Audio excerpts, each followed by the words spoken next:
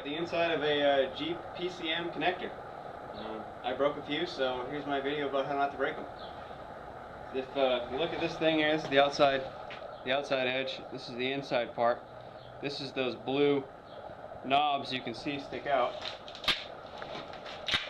If you look here, you want them to stick out like that for pin removal. When it presses in, when they become flush, they lock. As you can see here, this will slide back and forth on these pins and lock them in place. So to remove the pin, first you get the blue pieces to stick out. As you can see, you heard that nice click and they popped out. Take your removal tool. I don't honestly know where to buy this removal tool from. This is something we use in aviation for removing pins out of DIN connectors on the aircraft. Might be able to find it in an electronics store, or I'm sure some guru online can find them. So you get it to go over the wire like this. Slide it down in through the back side of the connector. Get it to go all the way down inside. You'll feel it kind of click past the knobs on the connector itself, and pull it right out. It's that simple. Part 2. Show you the inside of what exactly we're trying to achieve with this.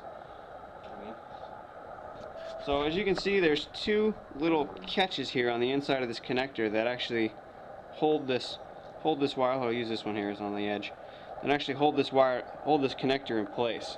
See how it right there stops it. So again, with the removal side of this tool here, this has one side's for removal, the other side's for insertion. You really don't need it to put it back in on these particular connectors. It just, as soon as you press it in, it'll lock in place. So again, making sure you have the wire completely wrapped around with the removal tool. Slide it inside, and it takes a little bit of fidgeting here. So there you go. Now you can see the white plastic piece going around the outside of the connector and moving those out of the way. This is what requires a little bit of work. And out it comes.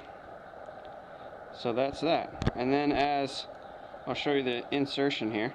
Again, you don't really need the tool to put these back in, but just put it back in the hole. You can see it come back in.